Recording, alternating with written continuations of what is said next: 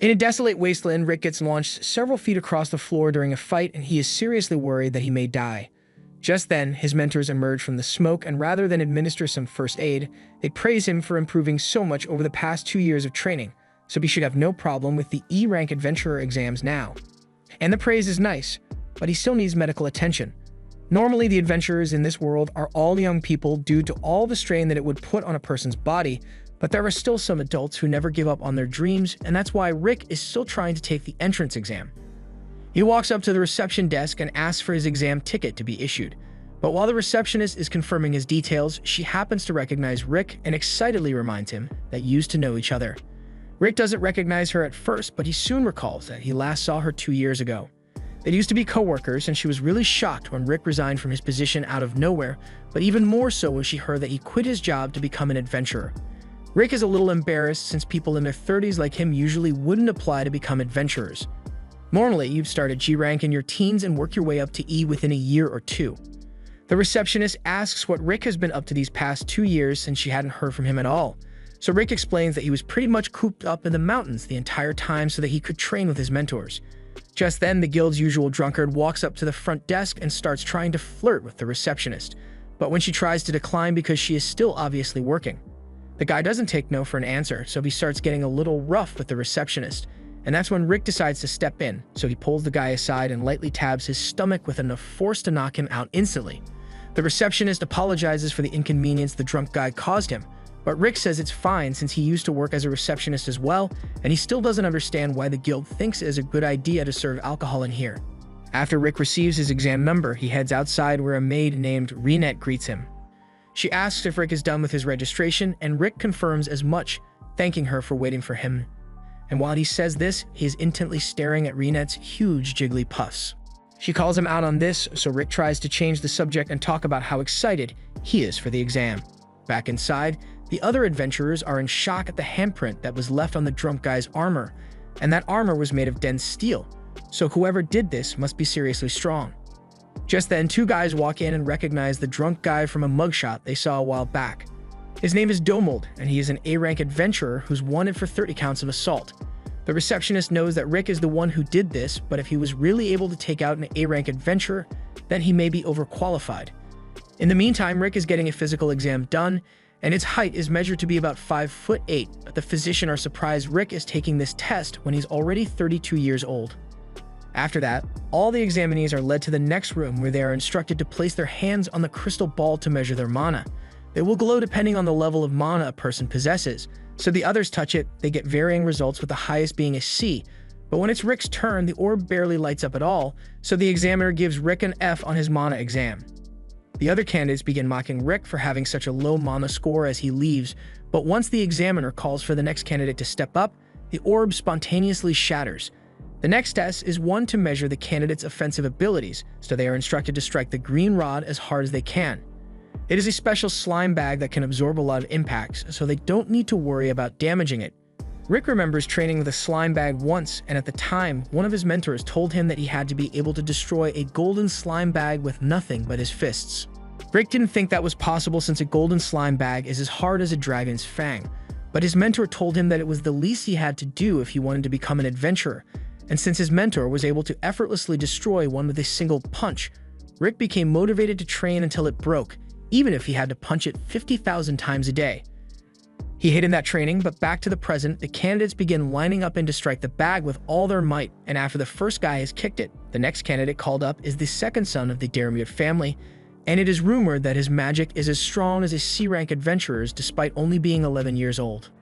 As the boy begins, he casts a Hellflame spell, and everyone is surprised, including Rick. Although he's surprised because the spell is so tiny, the fireball is launched and hits the target, and the judges are actually impressed by the kid's output, so Rick is even more shocked since the fireballs his magic teacher would throw at him were far more deadly than what that kid just used. Naturally, Rick assumes the kid's fireball must have been just as powerful as his teacher's fireball, but maybe the kid shrunk it down so that it wouldn't destroy the building.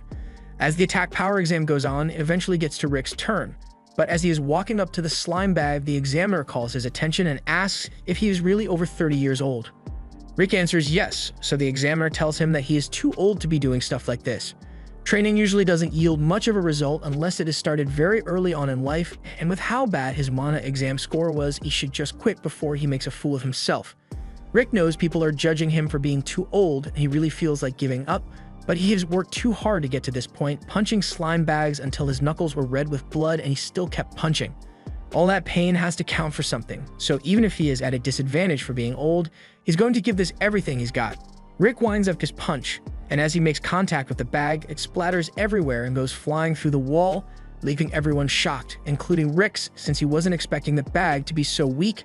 The kid can't believe what he just witnessed, and he is frustrated by Rick's success, since this was supposed to be his stage to shine on, but he can accept losing to Rick for now since his specialty is really defensive magic, so he will make sure to outperform Rick on the next test. However, by the time they start the next test, the kid is left speechless as Rick has just tanked a 4th nature spell with ease. The examiner compliments Rick on being skilled enough to block his attacks, and Rick appreciates it, since he is doing his best. The instructor doesn't think Rick is actually giving it his all since he has just been using a first nature spell to defend himself so far, so he advises Rick to use a higher tier of defensive magic from now on. However, Rick informs him that he doesn't actually know how to use any other spells aside from first order ones, so he really is doing the best he can. The examiner can't believe Rick is actually only capable of using first order spells since he has such precise control over his mana, but Rick assures him that there won't be any problems since, from what he has seen so far, his first order spells should be more than enough to handle anything the examiner can throw at him. The examiner takes that as a personal insult, so he prepares to use a 5th order spell to show Rick that he shouldn't take someone like him lightly. As he casts the spell and unleashes a shock cyclone, a massive shockwave echoes through the kingdom, so far that even a knight on the other side of town could hear it. A few minutes later, Sylvester arrives at the exam center to figure out what's going on over here. He is informed that an F-rank adventurer managed to completely destroy a slime bag with his bare hands and perfectly block a 5th nature spell while only using basic defense magic. Sylvester thinks she must be playing a prank on him or something, but she is dead serious about everything she just told him. Right now, Rick is busy taking the written part of this exam, and he looks like he's confident in his knowledge for this one. After the test is over, Rick takes a break with Rionette, and she asks him how the written test went. Rick confidently answers that he is sure he will get 100% on the written test. After all, he spent 14 years working as a receptionist for the guild, so there's no way he could fail. However, he's still not sure his overall scores will be good enough to pass the exam. Rionette asks if Rick is worried about his practical exam scores, but he thinks he did pretty well in all the categories. However, he still got an F on his mana exam, so he's not sure how that will affect his chances of passing. Rionette assures Rick that he should be fine after all the training he did to prepare for this exam, but moments later, the kid from earlier comes up to Rick and screams at him for doing too well on the tests. Rick doesn't know what this is about, so he assumes Freed must have gotten lost or something, so he offers to help him. Freed is upset because this was supposed to be the day he showed off his exceptional skills to all the peasants, but Rick went and outperformed him, so he's crying about it now. Rick tries to tell Freed that he didn't intend to steal his spotlight, but Freed's sister has already arrived, and after seeing her little brother crying, she immediately starts yelling at Rick. Rick asks if she is related to Freed by any chance, so she introduces herself as Angelica Diremute, and Freed wastes no time in telling her that this 40-year-old man ruined his day. Rick is offended and says he is only 30, but Angelica and Freed keep calling him a 40-year-old man. Eventually, Angelica throws her glove at Rick to challenge him to a duel, and Rick doesn't realize that it's a challenge, so he picks up the glove because he doesn't want it to get stained. Unfortunately, as per noble customs, picking up that glove is a declaration of intent to throw hands, so Angelica happily sets a venue for them to begin the fight. She says she is going to take great pleasure in punishing Rick for the crime of making her brother cry, but if they are going to do this, then they have to play by the rules. Duels in the Fylheim Kingdom allows the winner to set a penalty for the loser if they win, so she sets a penalty stating that the loser will have to serve the winner for the rest of their life. Angelica is apparently a second-class royal knight, but Rick doesn't know how strong a second-class knight is supposed to be, so Rionette gives him some context and explains that a second-class knight would be around B rank. Rick starts freaking out because he knows B rank adventurers are able to take out huge monsters on their own, but Rionette doesn't think it's a big deal and asks Rick to hold back so he doesn't end up killing her.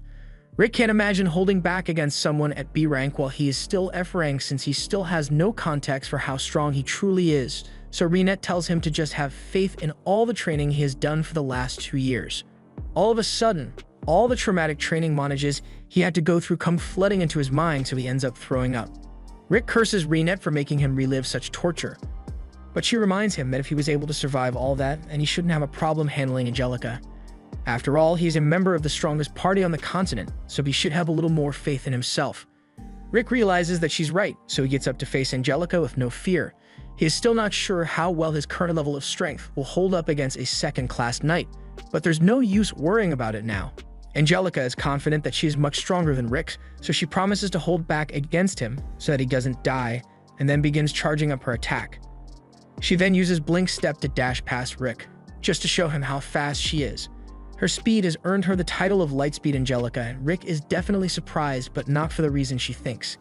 Angelica says she will now finish him off with her next attack, so she uses Blink Step again. But as she's approaching Rick, he can't believe what he's seeing because Angelica is moving so slow. The power scales must have been high on copium if they thought she was worthy of the Lightspeed title, because she is moving slower than his normal running speed. Rick easily dodges her strike, and Angelica can't believe it since it should be impossible for an F-rank adventurer to keep up with her speed. In fact, only first-class knights have ever managed to react to her speed, so she rationalizes it by saying Rick just got lucky, but she won't let it happen again. She uses Blink Step once more, but in Rick's eyes, she is still moving really slow, so he wonders how she could have possibly made it to B rank like this. He is starting to realize that he may actually be pretty strong, but just as he is getting ready to dodge Angelica's attack, she trips on a rock and briefly unlocks the vertical B-blade attack. Rick can't predict any of the strikes, so he is having trouble dodging, and by the time Angelica finally stops herself, he no longer thinks he can call himself strong because he was completely unprepared for that attack. However, neither was Angelica because she didn't plan any of that. She tries to play it cool and tells Rick she's impressed that he managed to dodge her last attack because she totally meant to do that, but that just means she will have to go even faster to overwhelm him. She uses her special technique, which allows her to move 3 times faster than normal. But even though she is 3 times faster, she is still pretty slow to Rick. However, he chooses not to attack carelessly since he doesn't know what kind of tricks she might have up her sleeve, so he dodges instead, and Angelica is left flabbergasted that Rick can still keep up with her. She can only use that technique 2 more times before she runs out of energy, so she gives it everything she has and goes for one last desperate attack. However, she trips once more, so Rick tries to intercept her with a punch and ends up blowing a hole in the ground. Angelica realizes that she would have died from a punch like that if it had connected, so she is terrified of Rick and questions who he really is. Rick just says he is a former receptionist turned adventurer. He is eager to continue his fight with Angelica, so he climbs out of the hole to face her again, but Angelica immediately surrenders so she doesn't end up getting killed. Rick doesn't understand why she is giving up, but her surrendering makes him the winner, and as per the penalty Angelica set, she now has to serve him for the rest of her life. Angelica had forgotten all about that penalty, so she does the only thing she can think to do and runs away. Rick doesn't really care about the bet, so he doesn't chase after her, and the results of the exam will be coming out soon, so he needs to go back to check if he passed. This is when Reinette tells Rick that the rest of his mentors will be coming to check on him, and Rick starts freaking out because their presence always spells trouble.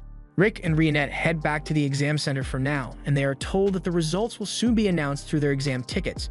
If you pass, your ticket will glow blue and you will be allowed to move on to the second stage of the exams, but anything else would mean the candidate has failed. Rick is really worried that he might have failed the exam, so Reinette tries to reassure him that he did well on the exam. Rick thinks Reinette is nice for trying to make him feel better, and if he were 10 years younger, he would totally marry her. But she also has her scary side as she threatens to triple his training if he somehow managed to fail. Just then, Rick's card begins to glow, so he picks it up in anticipation, and he is elated to discover that he has successfully passed the first exam. He leaves the hall with Reinette, but as he steps outside, a dreadful stench fills his nostrils. He looks over and sees this rich dude walking straight up to Reinette, and he immediately introduces himself as the eldest son of the Diremute family, Raster Diremute. Rick has had to deal with 2 Diremute family members already, but this time Raster isn't here for Rick, he's here to shoot his shot with Reinette.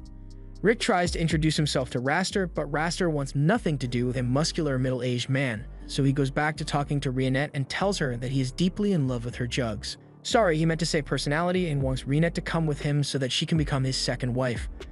This is where Rick draws the line since he can't lose Reinette to someone like Raster, so he steps in front of Reinette and says she is his girlfriend, so Raster has no right to shoot his shot anymore.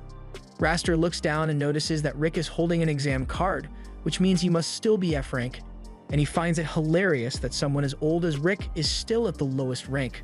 Rick tries to defend himself by saying Raster is a little too old to be taking the exam as well since he looks like he's at least 25, but Raster just laughs and tells Rick that he isn't here as an examinee. He already passed this test back when he was 14, so he's actually an A-rank adventurer, and he is here as an instructor for the second part of the exam.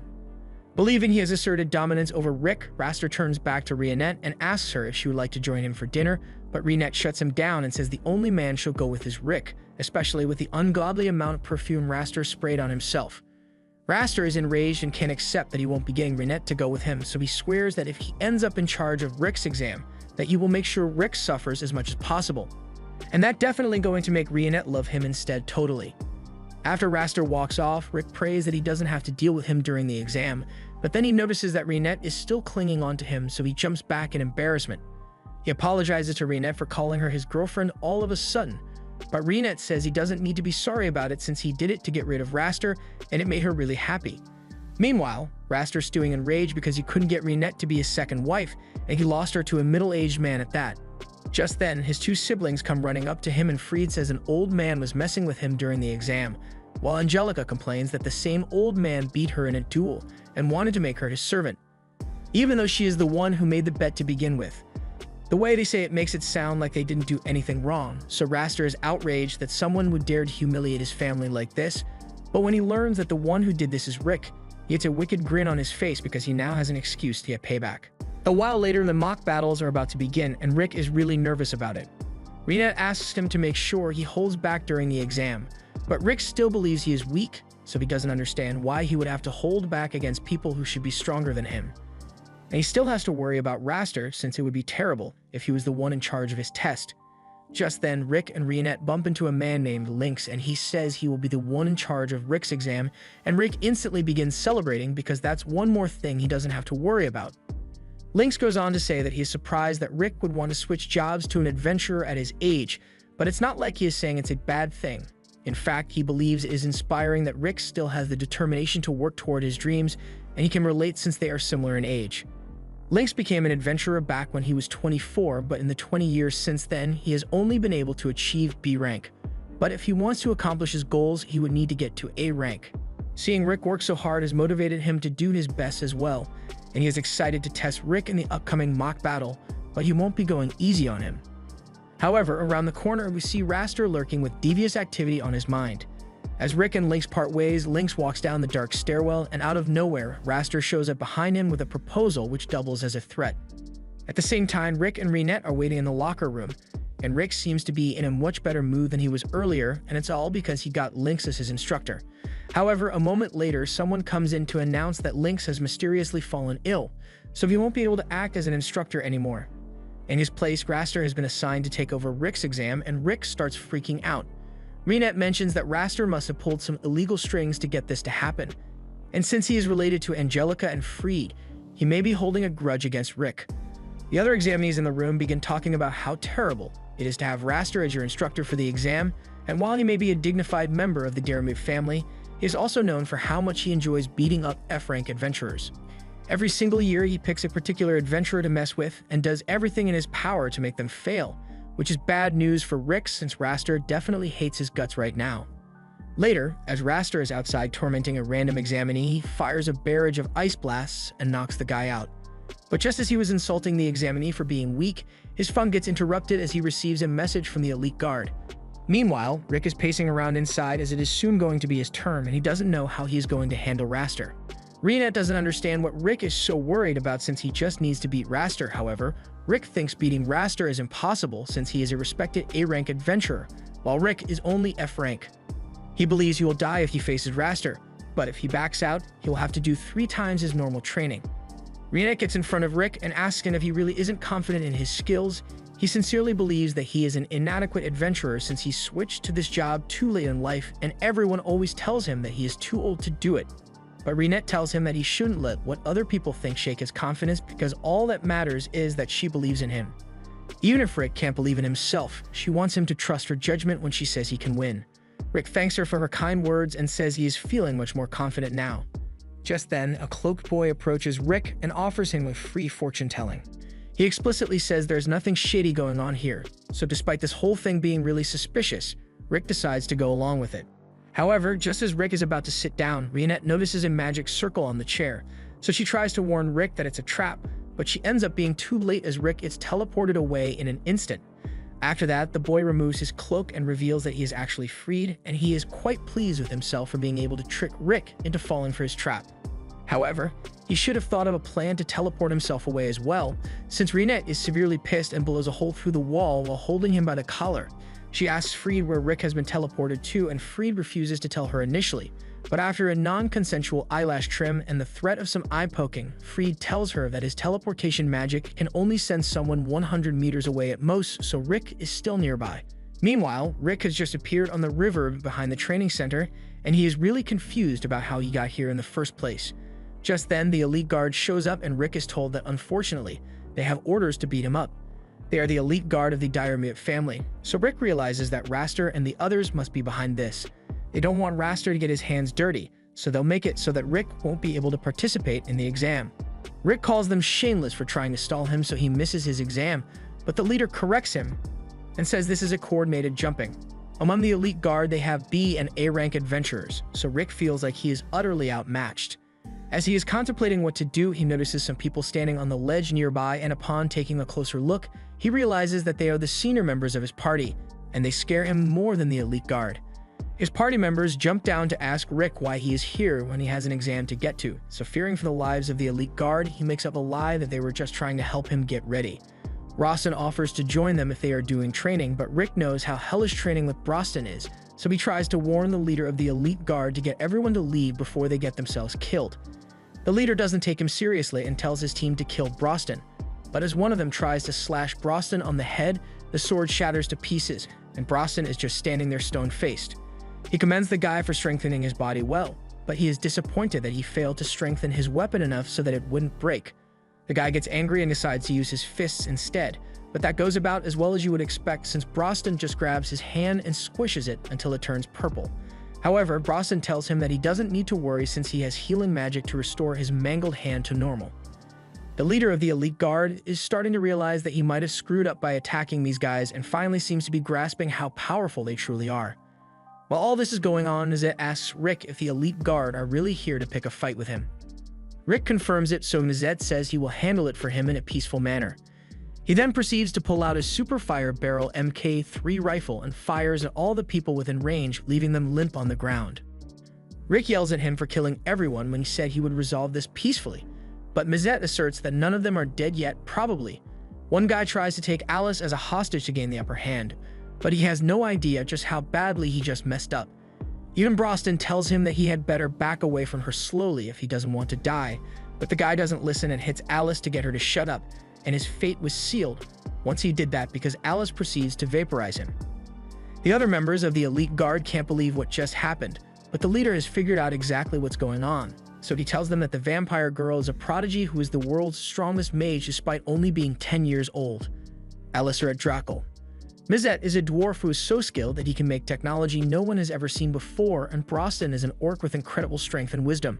They are all S-rank adventurers, meaning they possess strength beyond common sense, and on top of that, they are part of a party which consists entirely of S-rank adventurers or Chalcom Fist. The leader never thought he would get to see such powerful people in person, so now that he has, he decides to do the smart thing and retire from the elite guard effective immediately. However, the rest of the guys who didn't quit ended up having to deal with Alice, so Rick just tries to ignore all the screams of pain and focus on his exam. Rick makes it back to Reinette after she has dealt with Freed, and they soon find Lynx, who has been badly beaten. Earlier, Raster cornered Lynx and asked him what his dream was, and when Lynx answered that he wanted to build a school for the kids back in his village, Raster said screw those kids and beat Lynx up for daring to have a dream. Raster did this so that he could get to Rick, and Rick is insanely pissed about it. So while he was scared before, he now has nothing but determination to beat Raster's ass.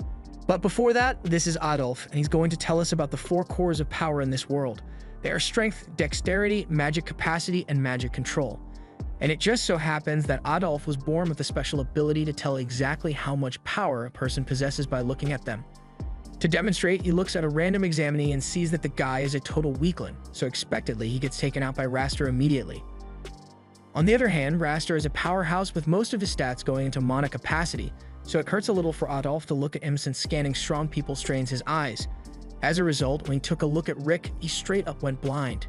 Meanwhile, in the stands, Rick's former co-worker goes up to Rionette and introduces herself as Elisa Granger and says she had seen Rick with Rionette the day before, so when Rionette tells her that she's part of Rick's party, Elisa is overjoyed to hear that Rick has new friends, and since everyone was getting ready to watch Rick's test, Rionette invites Elisa to join them. She happily agrees and walks over to the seats, but she is shocked by Brosnan being here since he's an orc. Mizette invites Rionette to sit next to him, but she politely declines since Mizette is guaranteed to harass her if she sits anywhere near him. Just then, Mizette notices the girl standing behind Rionette and asks who she is, so Rionette introduces her as Rick's former co-worker and Elisa greets them all. Mizette notices the huge personality Elisa has, so he eagerly offers her the seat next to him, but Rionette isn't going to let Elisa fall victim to Mizette's perverted intentions. Just then, Rick steps out into the arena, so Brosnan asks Rionette how she thinks Rick will do in the exam. She confidently says Rick will pass the exam without incident, but Elisa doesn't think it'll be that easy. She says Raster is an A-rank adventurer, and he is known for using excessive force to beat down the E-rank adventurers, but if Raster is just A-rank, then Brosnan is sure Rick won't have any trouble. As the fight is about to begin, Angelica and a badly injured Freed cheer for Raster to teach Rick a lesson, and Raster intends to. He doesn't know how Rick managed to escape the guys who were meant to beat him up, but they are nowhere near as strong as him. Rick asks Raster why he became an adventurer, and Raster answers that he just did it for the status since so long as he has a high rank, he gets to beat up rookies for fun. He doesn't actually have to put himself in any danger, and he can show his adventurer card anytime someone questions his authority. If his reasons are truly so shallow, then Rick says he refuses to lose to him no matter what. Raster begins by firing a level 1 ice spell at Rick, and he intentionally misses, but Rick didn't move an inch. He mocks Rick for being frozen in fear, but the real reason Rick is standing still is because Rionette had advised him to use the first minute of the battle to calm himself and observe Raster's movements. Raster is getting ready to attack Rick for real this time, so he casts a level 3 fire spell at Rick, and Rick is impressed by Raster casting such a spell so quickly, but he has to keep observing so he can't dodge it. The fire blast hits Rick head-on, and while Elisa is really worried about him, Rick turns out to be perfectly fine. Brosnan tells Elisa that Rick is strong enough that a blast like that has no chance of damaging him. He explains that of the 4 cores of power, mana capacity must be trained from an early age, otherwise one loses all hope of growing in that category. It usually has a limit of about 20, so since Rick became an adventurer at the age of 30, his mana capacity is really low, which is why he puts so much effort into training the other areas. Brosnan trained him in physical strength and had Rick do things like running between villages, but with giant 100-kilogram ankle weights attached and venomous snakes that chased him through the forest. Brosnan did everything he could to build up Rick's strength, and Mizette trained him in mana control, and it's honestly surprising that Mizette didn't give up on teaching halfway through since he never liked working. But when it came to Rick, he wanted to make sure that Rick could put up some good magical defenses, otherwise he would have been a pile of ash by now. He also says Rionette was the one who trained Rick in dexterity, and this comes as a shock to Elisa since she thought Rionette was a maid, but Rionette just enjoys wearing maid outfits for fun. Rick put everything he has into learning from them, so he already possesses the power of an S-rank adventurer, although he doesn't realize it since Brosnan kept gaslighting him into thinking F-rank adventurers were much stronger than him. As Raster is about to cast another spell, he begins insulting Rick and Lynx for being too old to stick around in the adventurer business. And as he says this, he throws every elemental attack in his skill tree at Rick. By the time he's done, he believes Rick must be dead or at least severely injured, but to his and his siblings' horror, Rick survived all of that without a single scratch. Raster is starting to get annoyed by how resilient Rick is, so he decides that he will finish Rick off with his bare hands. He casts a strengthening spell on his hands and feet before rushing in to attack Rick, but as he throws a punch, Rick counters with a punch of his own and blows Raster back. Rionette's advice really paid off since Rick has watched Raster for long enough that he now sees the truth. While Raster does have a larger mana capacity than him, that's all he has. He never took the time or effort to truly refine his powers, so he has the potential to be stronger than Rick. But as of this moment, Rick understands that he is stronger than Raster. Raster tries to pass off Rick's successful counterpunch as a fluke, so he's going to get serious and cast a full incantation spell to take Rick out. But while his spell looked pretty impressive, Rick was able to block it with one hand and even insults Raster for his sloppy spell execution. Elisa doesn't understand how Rick could possibly block a spell of that level with his low mana capacity. So Mizette explains that Rick learned to have great control over his mana use, so even though Raster has more mana, Rick can use 100,000 times less mana to match Raster's spell casting. Raster's confidence is starting to falter, so he tries one last attack to prove that he's stronger, but Rick is far too fast for him and delivers a punch that forces Raster to use Iron Body defense magic. By this point, Raster has realized that Rick possesses far more power than the average E rank, but he still claims that he has just been getting lucky with his attacks up to this point. But Rick isn't falling for any more gaslighting. He knows that everything up till now has been a result of his strength, and on top of that, Rick didn't even use any strengthening magic, yet he was able to overpower Raster after he used it to attack. Raster realizes he can't bluff his way out of this, so he asks Rick how he managed to become so strong when he possesses very little mana, but Rick feels insulted that Raster thinks he used some cheap trick. He was thrown into a dragon's lair and wasn't allowed to leave until he defeated it. He got blasted over and over with extremely powerful explosions, and then he was forced to swim through a swamp of monster goo until he choked on it.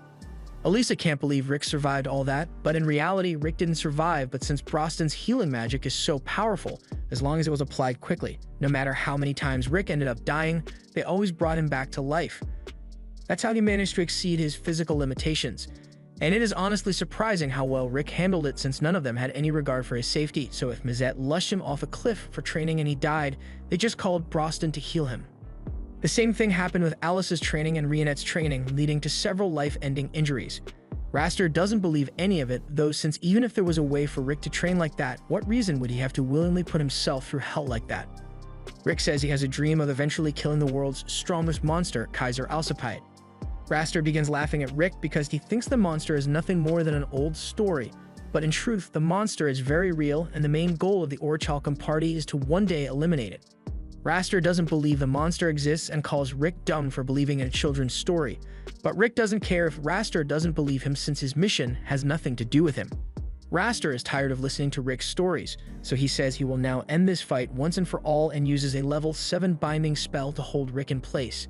He then begins the chant for the strongest spell he has available, the level 8 Yggdrasil Vine Mech. With this, Raster believes the fight has been won, since there's no way Rick would be able to overpower a spell this powerful. However, Rick begins charging up a level 1 air shot to fight back. Raster laughs at him and says a mere level 1 spell could never beat his level 8 spell. Yet Rick is still completely confident that his air shot will be enough to punch through Raster's Vine Mech, and that's because Raster has used this spell a handful of times at most, so he hasn't refined it to its utmost capabilities. On the other hand, Rick has used his air shot over 100 million times already, so he has learned how to unleash its full potential. No one believes Rick's claim of using the spell 100 million times, since it is physically impossible to have done that in only 2 years, but Broston assures Elisa that Rick is telling the truth, although he needed space-time magic to make it possible. Raster still doesn't believe it though, so he gets ready to smash Rick into the ground and finish this. But as he gets ready to punch, Rick effortlessly snaps the binds on his arms and legs and clashes with Raster. Raster is certain that he has won now that he has landed his attack, but then his mech started crumbling from Rick's power, before finally being shattered to pieces and sending Raster flying off into the stands, and he is still alive, but his pride definitely isn't. Hardly anyone can believe what they just saw, as an F-rank adventurer just defeated an A-rank, although Rick's friends totally expected this outcome. After Rick returns to the locker room, the other go to meet him and congratulate him on winning his fight, especially Elisa, who is really impressed by how strong he has gotten. Rick finally understands that he is really strong, and he doesn't know why he didn't realize it sooner, but he thanks his friends for training him so well. They tell them there's no need to thank them so formally, and instead they should all go out to celebrate at a bar. But before that, Rick hears the voices of Raster and his siblings entering the room, and Raster is clearly feeling the pain from Rick's punch, but he refuses to get treated for it. As Rick sees him, he starts telling Raster that there's a reason he lost the match today. Raster doesn't want to hear any mockery from Rick, but Rick is trying to give him some genuine advice, so he tells Raster that while he was training, he limited the number of techniques he would use in order to master them fully, so if Raster wishes to grow stronger, he should refine a single technique until he tells like he's going to die, but he doesn't have to follow the advice if he doesn't want to. Rick says he has high hopes for Raster's future as an adventurer, and it looks like Raster has finally learned some humility, since he silently walks past Rick and tells him that when the time comes for Rick's next promotion exam, Raster will make sure he is strong enough so that he doesn't lose a second time. Raster then leaves and his siblings follow after him, but before leaving, Angelica lowers her head to apologize for all the trouble she caused Rick, and then she helps Raster walk out. After that, the E-rank exams have officially concluded, so an announcement is made for the candidates who passed. As the numbers are called, Rick eagerly waits to hear his own, and meanwhile, the others have already started a preemptive celebratory feast for him since they are sure there's no way he will fail.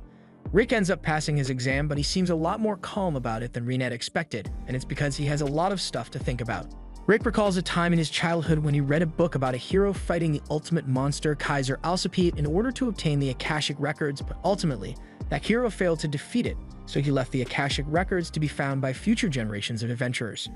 This was the moment Rick first decided that he wanted to become an adventurer just like the one in his storybook, but his mother wasn't too keen on him becoming an adventurer since the job is pretty dangerous, so she nicely tells Rick that she would be more at ease if he chose a different career. However, Rick's father was much less nice about it and told Rick that he should get a real job before throwing his life away as an adventurer.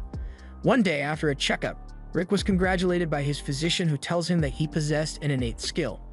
Rick is in disbelief because innate skill is an insanely rare attribute which makes him pretty similar to Yamato the hero, but the doctor reminded him that innate skills aren't things that can be awoken through hard work, so it's going to take some time before he is able to use his ability. However, Rick was still every bit as happy as could be since this brought him one step closer to being able to declare himself as a successful adventurer to his parents. The next day, Rick wakes up and tells his friends that he's got an innate, and when he's finally able to use it, it's going to be amazing. However, days soon turned to weeks, weeks to months, and eventually, Rick had to come to terms with the fact that his innate skill would never manifest. His friends were sympathetic with him and encouraged Rick to try becoming an adventurer anyway, since most adventurers don't have innate abilities anyway. Plus, adventurers make a ton of money, so it's not a bad job. However, the reason Rick wanted to become an adventurer wasn't for the money, but to become like the hero Yamato. So since he can't become the kind of adventurer he was hoping to be, he decides to go get a real job after all. Rick tells his parents about his decision, and they are overjoyed to hear that Rick has finally given up on his dreams and is ready to get a soul-crushing job like a normal person. The next few years went by with Rick learning the ropes of the receptionist job and watching countless adventurers all living out his dream, so as time went on, Rick became more and more jaded to reality until finally he grew to accept his mediocre life and enjoy the time he spent with his friends and family. One day, while looking through his old books, he finds that storybook of Yamato's legendary adventures, but by now it's nothing more than an old fairy tale he used to believe in. Rick heads into work the next day, and Elisa had just been hired at the time, so she was struggling to keep up with all the paperwork. Rick came over to help her out a bit and reminded her that there was no need to rush the learning process, since she'll get the hang of it sooner or later. There's also one more thing he wants to tell her, since from what he has seen around town, monsters are becoming more active, so a quest will likely pop up soon to subjugate them. Elisa is thankful for the heads up since she can now get the forms ready ahead of time. As Elisa leaves to go get the paperwork done, an adventurer Rick is friends with walks in, and he's got something to show Rick. He just got back from his promotion exam, and he is proud to say that he is officially a B-rank adventurer from this day onwards.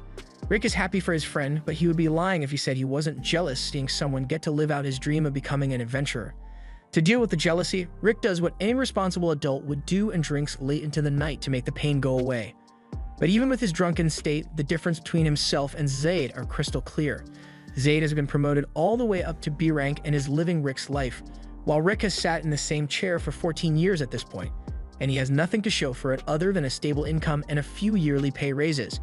It's not like he thinks he wasted his life, but he can't help but wonder how far he could have come if he chose to become an adventurer, after all back then. Just then, Rick hears a commotion in the middle of town, and he goes to check it out and see if he can help. However, what he sees horrifies him since, for whatever reason, there's a mid-rank hand troll in the city. Under normal circumstances, as soon as Rick saw that thing, he would have run away, but he notices a woman walks right into the path of the troll, and he can't just stand by while someone gets hurt, so runs out in front of the woman to try and protect her from the troll, even if he can't really do much to hold it back. As the monster closes in on them, Rick braces himself for a gruesome death, but before that could happen, Rinette walks out in front of Rick and slashes the monster to pieces. She then tells Rick that she appreciates him trying to protect her, but there's no need to be concerned for her safety, since she is a skilled adventurer. After that, Rick and Rinette walk together and introduce themselves to one another, after which Rick says he was really impressed with how strong Rinette was back there, so he asks her if she happens to be a B-rank adventurer. Rinette says she's not B-rank, so Rick assumes she must be A-rank, and he is amazed since it's a rare occasion to meet an A-rank adventurer out in town, but Rinette corrects him once more and says she's not an A-rank either. She then pulls out her S-rank badge to prove her rank to Rick, and the shock Rick feels is immeasurable. S-rank adventurers are so powerful and rare that this is his first time meeting one. In fact, there are rumors that HQ intentionally takes them out of the local guild registers and oversees their missions directly. He can't believe he gets to meet such a legendary adventurer, but since she's here, he says he has a weird question to ask. So he pleads with Reinette not to laugh at him. Reinette assures him that she hasn't laughed even once in the 9 years after her 8th birthday, but Rick isn't sure if she should be proud of that.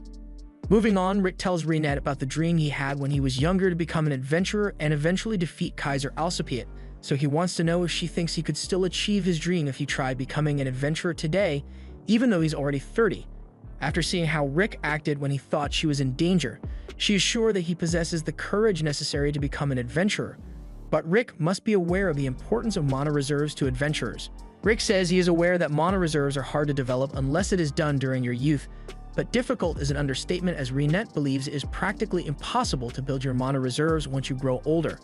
Considering the importance of mana reserves to adventuring, Reinette has to be honest with him and says she doesn't think Rick could make it as an adventurer if he started as he is now.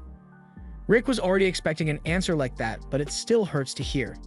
At the very least, he finds closure in the fact that it was an S-rank adventurer who broke the news to him, so there's nothing left to do but give up on his dreams and settle into his ordinary life. Reinette apologizes if she made Rick feel bad, but he says it's fine since he appreciates her honesty. Plus, it's not every day he gets to meet a lady as pretty as her, so he even invites her to grab a meal with him sometime. Although he was only joking, Reinette immediately agrees to his dinner invitation and offers to meet him tomorrow for their date. The next day, Rick is in a really good mood, so he wants to work even harder than usual today. Even when Zeta comes in and brags about his new B-rank status, Rick doesn't show even a hint of jealousy and wishes him luck on his next quest. By the end of the day, Rick is happily skipping down the road to meet up with Reinette, and he is slightly hoping that they could start dating if things end up going well on their date. But then he hears people screaming that monsters are attacking, so unfortunately, his date plans are ruined. Since Reinette was supposed to meet him nearby, Rick assumes she must already be fighting the monsters, so he rushes to check on her, although she seems to be doing alright on her own. There are a lot of monsters approaching, so Reinette asks Rick to stand back while she handles this and he lets her do her things. Moments later, the battlefield is covered with hundreds of monster chunks and Reinette looks like she's barely even warmed up, but all of a sudden, she senses something that gives her flashbacks to the death of everyone she loved, and the trauma makes her fall to her knees. A monster happens to show up right as Reinette is having a panic attack and Rick isn't equipped to defend her, but luckily, Zaid steps in at the last second and saves them both. Rick is thankful, but he also doesn't know why Zaid is here in the first place. Just then, 2 other adventurers show up to help as well, and Zaid tells Rick that the guild put out an emergency quest to subjugate these monsters, so they all rushed over to help. And since they are here now, Rick should hurry up and get his date to safety while they handle the rest of the monsters. While the adventurers are fighting the monsters, Rick realizes that he is still as jealous of them as he has always been. After Reinette regains some of her composure, she warns Rick that it's dangerous for him to be here. Rick tries to reassure her that the B-rank adventurers will be able to handle the rest of the monsters, but Reinette says they won't be strong enough to handle what's coming. She tells Rick that there's a dragon nearby and she won't be able to fight it due to years of unaddressed trauma that causes her to lose control of the magic within her body whenever she senses a dragon. Rick doesn't believe a dragon would appear all the way out here, but in the next moment, something flies overhead, and as Rick looks up, he spots the dragon Reinette was talking about. It makes no sense for a dragon to show up in a human town. According to the guild's recommendations, if an adventurer lower than A rank ends up encountering a dragon, the only thing they can do is stand still and pray that the dragon leaves on its own. And no matter what, no one should attack the dragon first, but the magician gets scared and does exactly what the rules said not to do, leading to the entire B-rank group getting decimated. There's no way any of them can fight the dragon, so Zaid tells everyone to make a run for it, but as they try to escape, they find themselves trapped in a barrier the dragon put up. It looks like the dragon doesn't intend to let any of them here alive, and they stand no chance against it, but Rick begins walking straight up to the dragon. Zaid tells him to stop since there's nothing he can do to the dragon as a receptionist, but the way Rick sees it, if he's going to die anyway, he might as well face death head-on and die as an adventurer would. Rick thought he would feel better if he gave up on his dream of being an adventurer, but he still feels the fire inside pushing him to work towards that goal. He picks up a rock and throws it at the dragon, and it does absolutely nothing, but Rick's bravery motivates the other adventurers to try their best as well, even if they know they'll lose in the end. They all begin throwing every attack they have at the dragon, but it doesn't do much other than provoke the dragon into using its fire breath. Zaid realizes this is probably going to be bad, so he uses his iron body skill to protect everyone, and while it allows them to survive, they still suffer a considerable amount of damage from it. But from the flaming rubble, Rick gets up and walks straight over to the dragon, claiming that he will make his dream come true no matter what it takes.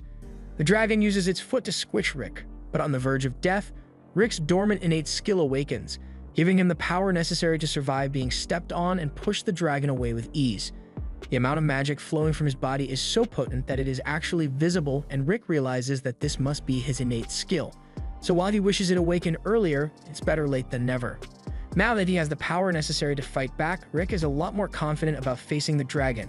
So as it fires another blast at him, he stretches his hand out and blocks the fire with his magical energy. And when he finally gets the chance to counterattack, Rick unleashes a punch that carves a hole straight through the dragon's body, killing it in an instant. Once it's all over, Rick goes back to normal and collapses to the ground, and by the time he wakes up, he's in a hospital bed and in great physical pain. Renet is there as well and informs Rick that he overloaded every single magic circuit in his body during the fight with the dragon, so by all accounts, he should already be dead. He's been unconscious for about a week, and the entire time Renet has been waiting by his bedside because she wants to personally invite Rick to join the party she's a part of Orichalcum Fist.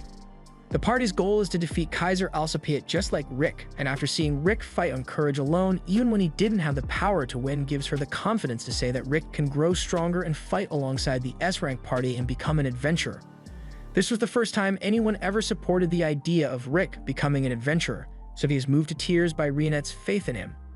That leads us back to the present where Rick has just officially passed his E-Rank exam, so for the first time in his life he can say that he is an adventurer.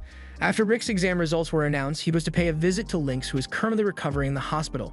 He congratulates Rick on passing the exam and asks if he is still willing to go get those drinks they had talked about earlier. Rick is happy to hang out with Lynx, but as soon as Lynx mentions wanting to come to visit Rick at home, Rick's face contorts like never before. He tries to convince Lynx, but since Lynx was so insistent, Rick gave him some directions and told him to wear his strongest set of armor if he wanted to survive.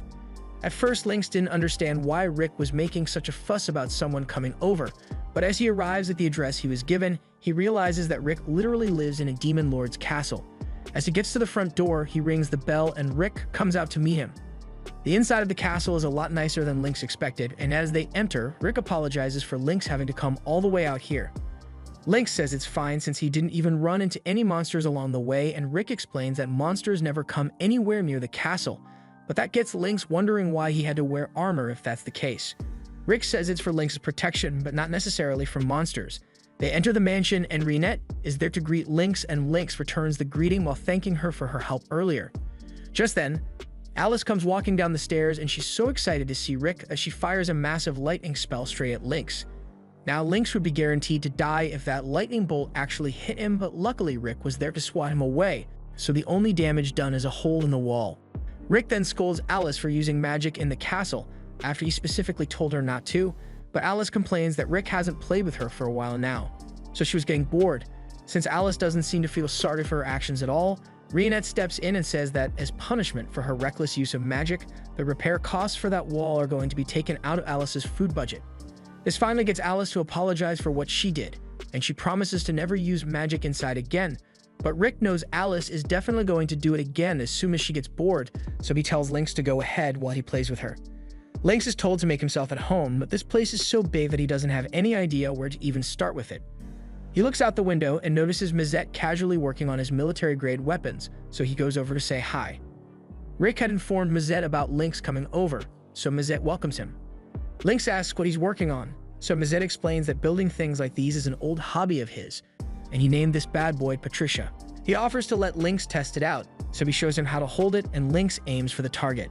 But as he pulls the trigger, he is shocked by the level of power Mazette managed to pack into this thing, and Mazette is just doing it for fun. After that, Lynx continues to explore the castle until he comes across Broston's room, and he is quite shocked to see an orc in there, so he leans in to get a better look. However, Broston spots him and invites Lynx to come in if he wants to, so Lynx accepts the invitation and enters Broston's room. He is amazed to see the number of books Broston has in his collection, so Broston explains that he enjoys being surrounded by books and collects them often. Although recently, he has been more focused on training Rick, so he hasn't been able to read all the new books in his collection. Hearing this, Lynx asks if Broston was the one who oversaw the majority of Rick's training, and after Broston confirms it, he asks if Lynx is interested in training as well. Lynx excitedly answers that he would love to receive a lesson from Broston, and since he has a motivated look in his eyes, Broston agrees to teach him.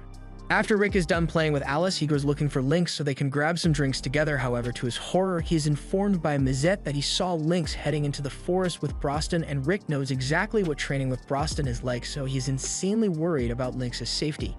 Meanwhile, Lynx is currently falling off the edge of a cliff with huge weights tied to his ankles, and as he goes over the edge, he is convinced that this is the day he dies, so he begins saying goodbye and apologizing to his daughters for not being able to make it home. But as he was plummeting to the ground, he thankfully lands on top of the belly of the boar Reinette was going to use to make dinner for everyone. After Lynx gets down, he sincerely thanks Reinette for saving his life, and from the weights he was wearing, Reinette can already tell that Broston was the one behind all this.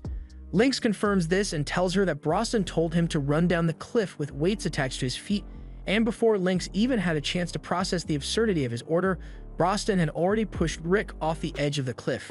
Lynx really believed he was going to die for a second there, and Reinette says he's right to be worried about dying since Broston was the #1 cause of Rick's deaths during his training, and unfortunately, there's no escaping Broston once training has begun. So Lynx gets dragged off into the forest to continue his deadly training. By the end of the day, Lynx is still alive, but he's totally drained. Rick asks why Lynx would agree to train with Broston even after knowing what he put Rick through to train him, but Lynx didn't think it would be that bad since Broston said he would give Lynx some light training. But that's where Lynx went wrong because Rick already learned the hard way that you can never trust what the others say. Never trust Broston to go easy on you, never trust Alice to behave herself, and never trust Mazette to take his job seriously. The others don't think it's that big of a deal since they've always been this way, and Broston can always just bring Lynx back to life even if he dies, so he doesn't see a problem here. If anything, they say Rick is to blame for any trauma Lynx goes through since he is the one who invited him here in the first place. A little while later, once Lynx has recovered from his training, he and Rick sit down together and Reinette pours them a cup of tea while they wait for dinner. As she leaves, Lynx comments on how nice Reinette is, and on that note, he asks Rick how far his relationship with Reinette has gone. Rick tells him he doesn't have a romantic relationship with her. He's a boring man in his 30s and Reinette is 16, so he doesn't think it would work out between them. But from the way he sees Rick look at her, he can tell that Rick really likes Reinette, and age is just a number anyway, so there should be nothing stopping Rick from asking her out. In fact, Lynx is 20 years older than his wife, but the age gap never posed a problem in his marriage. Rick just needs to wait for the right moment to make his feelings known, and everything should work out for him and Reinette eventually. Later that night, Reinette is done making dinner for everyone, so they all gather in the dining room to eat. Lynx compliments Reinette on her stellar cooking skills, and everyone else seems to be enjoying the food as well, so they all ask Reinette to get them refills. Reinette is happy to oblige, so she gets up to go and get all the things everyone requested, and as she is leaving, Lynx leans over and tells Rick that this is the perfect chance to get some alone time with Reinette and further his relationship with her, so Rick decides to get up to help her. Once Rick is gone, Lynx wants to make some conversation with the others, so he asks them about Rick's inborn skill. Broston tells Lynx that Rick's skill is one that is activated by fulfilling certain conditions, so he isn't able to activate it at will. It would have been better if his skill was one that was always active or voluntarily activated, but even without it, Rick's power level is already S-rank level. But if his skill, Reckless Soul, were to activate, he would be able to surpass all of them easily. After Rick and Reinette return, Broston says he has something he wishes to ask Lynx. Since he works at Central, he wants to know if Lynx has heard anything about the magic stones known as the 6 Jewels. Lynx recognizes those as the ones from the Legends of Yamato, and they are necessary for the party to accomplish their goal of defeating Kaiser Alcipiade. Those jewels are used to open the door to the Source Spiral where Kaiser sleeps, and they only activate once every 200 years, but luckily, this is around the time when they should be giving off a lot of magical energy, so they want to know if Lynx has seen or heard anything about it. Lynx had thought the Legends of Yamato were just an urban legend, but if Rick and the others are talking about it so seriously, then the story must be true. He can't think of any information that would match the description of the jewels, but he can check the confidential information at the Central Agency to see if he finds anything. Broston says he is grateful for Lynx's help, and after that, Rick asks Lynx if he has any more relationship advice to give, since Rick's plan to help Reinette out didn't go so well since she's just too good at everything. On another day at the Adventurers Guild, we see a girl moping the floors, but she's dissatisfied with her current task since she's an adventurer now, so she should be allowed to go slay monsters or something. Just then, she hears some adventurers at the front desk asking for a quest, so she goes to check it out. Rick and the others are asking to take on a quest with a threat level of 82, but unfortunately, The guild master tells them that they can't take the quest. He is well aware that they are strong enough to handle the quest easily, but the rules say they need a party of 4 with at least 2 adventurers, A rank or above. That's easy enough to fix, so they ask the guild master to find some random person to join them so they can meet the quota for the quest. And the girl just so happens to be the closest random person here. So the guild master goes over to Ray, and since she has been saying she wanted to go on some real adventures lately, he offers to let her fill the spot on Orichalcum Fist scene for the day. Ray doesn't really understand what the big deal is, but since the team consists of an old man and a little girl, she thinks it's normal enough, so she'll just ignore the fact that Broston is a talking orc and act like this is a normal group of adventurers. She introduces herself and says she is willing to join their team. They head out on the quest, and along the way, Alice says she senses something up ahead, so Ray asks if they are looking for something. Rick explains that they got a tip from a friend that a special magic stone that they've been searching is somewhere around here, so that's what they came for. As soon as Ray hears Rick mention a magic stone, she starts wondering how much they could sell it for, and while it is probably incredibly valuable, they don't intend to sell it since it can be really dangerous in the wrong hands and can even attract monsters. Ray says she's not worried since she is strong enough to defeat any monsters that attack. She says is only F rank right now, but in no time she'll be all the way up to A rank. She asks Rick what his rank is, so Rick tells her that he just got promoted to E rank recently. And while Ray doesn't say anything out loud, she internally calls Rick an old loser for still being E rank at his age.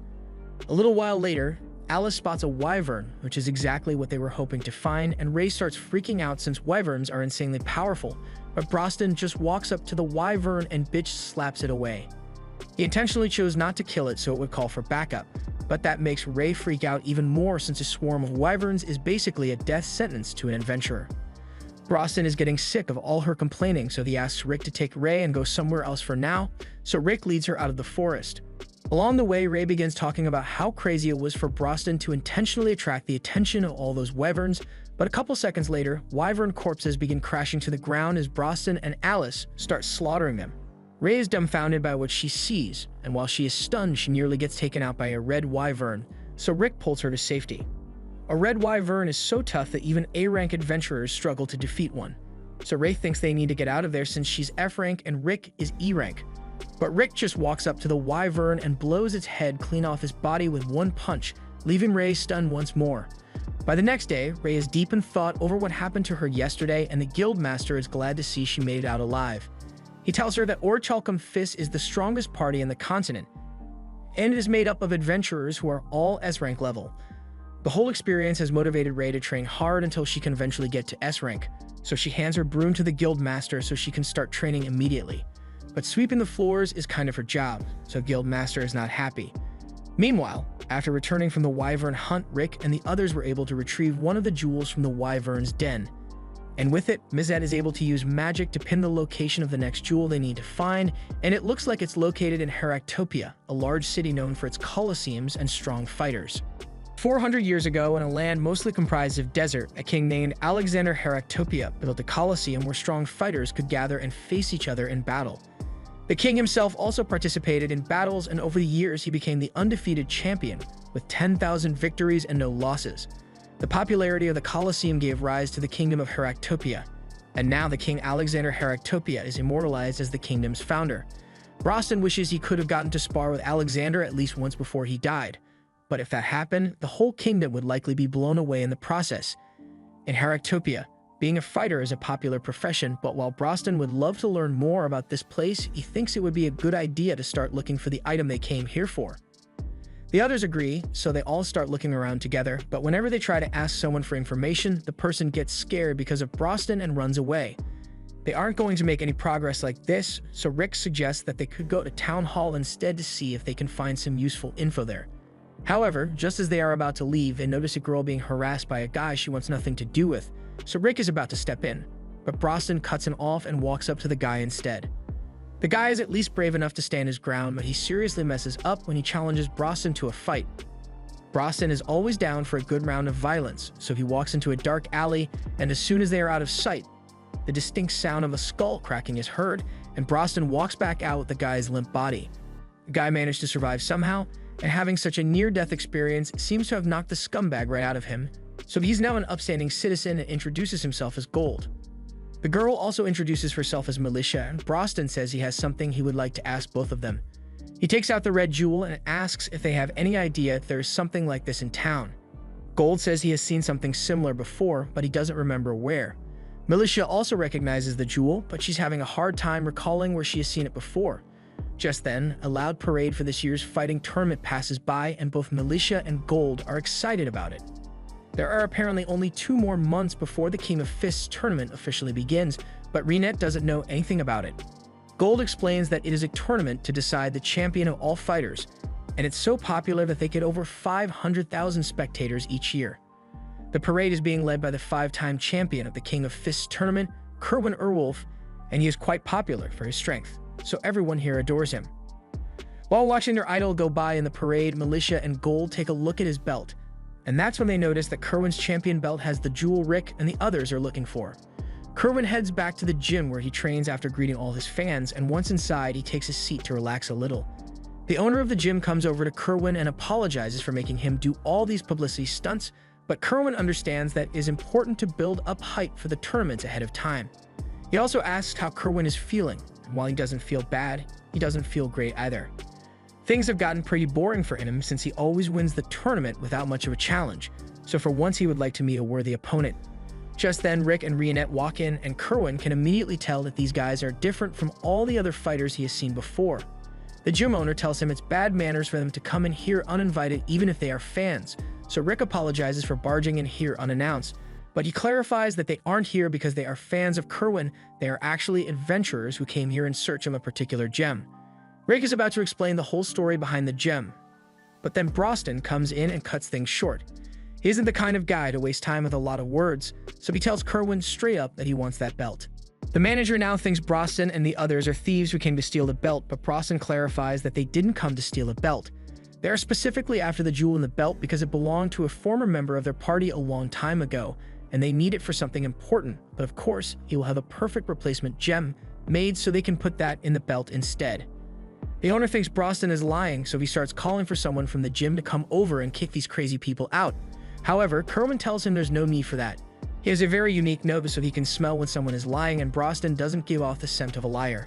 But while he may believe that Broston's party is the original owner of the gem, he still can't just hand it over to him, because this belt is the pride of Heractopia.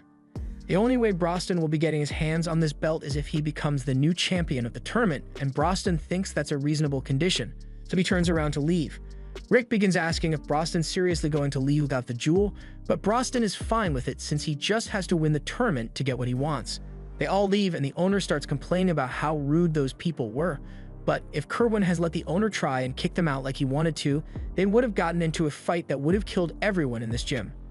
The owner breaks out in a cold sweat over Kerwin's statement. He knew that they didn't look like average people, but he never would have guessed they were that strong. Kerwin states that from how the maid carried herself, he can tell that she has a wide array of lethal skills. Then there's the normal-looking man, but while he seems unremarkable, Kerwin can tell that he has trained his body to an inhuman degree, so he isn't one to be messed with.